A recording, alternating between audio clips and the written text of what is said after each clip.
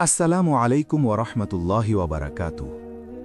সমস্ত প্রশংসা আল্লাহ তাআলার জন্য, যিনি আমাদের সৃষ্টি করেছেন, হিদায়ত দান করেছেন এবং আমাদের জন্য জীবন পরিচালনার পূর্ণাঙ্গ বিধান প্রেরণ করেছেন। অসংখ্য দরুদ ও সালাম বর্ষিত হোক আমাদের প্রিয় নবী হজরত মুহাম্মদ সাল্লাল্লাহু আলাইহি ওয়াসাল্লামের উপর, যিনি মানবজাতির জন্য সর্বশ্রেষ্ঠ আদর্শ ও অনুসরণীয় ব্যক্তিত্ব। প্রিয় ভাই ও বোনেরা, আজকের এই আলোচনার বিষয় সুন্নাহ অনুসরণের গুরুত্ব। এই বিষয়টি ইসলামের মূল ভিত্তির অন্যতম স্তম্ভ। কোরআন ও সুন্নাহ এই দুয়ের সমন্বয় ছাড়া ইসলাম পরিপূর্ণ হয় না। আজ আমরা জানব সুন্নাহ কি, কোরআনে সুন্নাহ অনুসরণের নির্দেশ, সহিহ বুখারী ও সহিহ মুসলিমের হাদিস, সুন্নাহ ত্যাগের ভয়াবহ পরিণতি, আমাদের জীবনে সুন্নাহ বাস্তবায়নের উপায়। ১. সুন্নাহ কি? সুন্নাহ শব্দের অর্থ চলমান পথ, রীতি বা আদর্শ। শরীয়তের পরিভাষায় রাসূলুল্লাহ সাল্লাল্লাহু আলাইহি ওয়াসাল্লামের কথা, কাজ, নীরব সম্মতি, চরিত্র ও জীবন ব্যবস্থার নামই সুন্নাহ। অর্থাৎ রাসূল সাল্লাল্লাহু আলাইহি ওয়াসাল্লাম যেভাবে জীবনযাপন করেছেন, যেভাবে ইবাদত করেছেন, যেভাবে লেনদেন করেছেন, সবকিছুই আমাদের জন্য সুন্নাহ। ২. কোরআনে সুন্নাহ অনুসরণের স্পষ্ট নির্দেশ। দলিল ১, সূরা আন-নিসা ৫৯। ইয়া আইয়ুহাল্লাযীনা আমানু আতিউল্লাহ ওয়া আতিউর রাসূল। হে মুমিনগণ, তোমরা আল্লাহের আনুগত্য করো এবং রাসূলের আনুগত্য করো। এখানে আল্লাহ তাআলা আলাদা করে রাসূলের আনুগত্যের কথা বলেছেন, যা প্রমাণ করে রাসূলের আদেশ মানা বাধ্যতামূলক। দলিল ২, সূরা আল হাশর ৭। ওয়ামা আতাকুমুর রাসূলু ফাখুযুহু ওয়ামা নাহাকুম আনহু ফান্তাহু। রাসূল তোমাদের যা দেন তা গ্রহণ করো, আর যা থেকে নিষেধ করেন তা থেকে বিরত থাকো। এটি সুন্নাহ অনুসরণের সবচেয়ে শক্তিশালী কোরআনী দলিল। দলিল ৩, সূরা আল আহজাব ২১। লাকাদ কানা লাকুম ফি রাসূলিল্লাহি উসওয়াতুন হাসানাহ।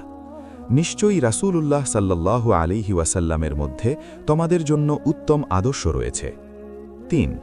রাসূল সাল্লাল্লাহু আলাইহি ওয়াসাল্লামের সুন্নাহ মানা মানেই আল্লাহের আনুগত্য করা। কুরআনের দলিল, সূরা আন-নিসা ৮০। মান ইউতি'ইর রাসূলা ফাকাদ আতা আল্লাহ। যে রাসূলের আনুগত্য করল, সে মূলত আল্লাহেরই আনুগত্য করল। ৪. সহিহ বুখারী থেকে হাদিস নম্বর সহ। হাদিস নম্বর ১।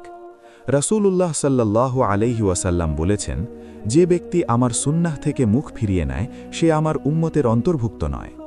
সহিহ বুখারী হাদিস নম্বর ৫০৬৩। এটি সুন্নাহ ত্যাগের ভয়াবহ পরিণতির স্পষ্ট দলিল। হাদিস নম্বর ২। আমি তোমাদের মাঝে দুটি জিনিস রেখে যাচ্ছি, যতদিন তোমরা তা আঁকড়ে থাকবে কখনো পথভ্রষ্ট হবে না: আল্লাহের কিতাব এবং আমার সুন্নাহ। সহিহ বুখারী মানান সাহিহ হিসাবে ওলামায়ে কেরামের নিকট গ্রহণযোগ্য। হাদিস নম্বর ৩। যে ব্যক্তি আমার আদেশ অমান্য করল, সে জান্নাতে প্রবেশে অস্বীকার করল। সহিহ বুখারী হাদিস নম্বর ৭২৮০। ৫. সহিহ মুসলিম থেকে হাদিস নম্বর সহ। হাদিস নম্বর ৪। রাসূলুল্লাহ সাল্লাল্লাহু আলাইহি ওয়াসাল্লাম বলেছেন, তোমাদের মধ্যে যে ব্যক্তি আমার সুন্নাহ অনুযায়ী আমল করল, সে হিদায়তের উপর থাকবে। সহিহ মুসলিম হাদিস নম্বর ১৭১৮। হাদিস নম্বর ৫। যে ব্যক্তি এমন কোনো আমল করল যা আমাদের দ্বীনের অন্তর্ভুক্ত নয়, তা প্রত্যাখ্যাত। সহিহ মুসলিম হাদিস নম্বর ১৭১৮। এখান থেকে বোঝা যায় সুন্নাহ ছাড়া ইবাদত কবুল হয় না। ৬. সুন্নাহ ত্যাগ করলে কি হয়? প্রিয় ভাই ও বোনেরা, আজ আমরা অনেকেই বলি, মন পরিষ্কার থাকলেই যথেষ্ট। সবকিছু সুন্নাহ অনুযায়ী করা কঠিন, এগুলো তো আর জরুরি না। কিন্তু রাসূল সাল্লাল্লাহু আলাইহি ওয়াসাল্লাম বলেছেন, আমার উম্মতের মধ্যে এমন লোক আসবে যারা আমার সুন্নাহকে তুচ্ছ জ্ঞান করবে। সহিহ মুসলিম।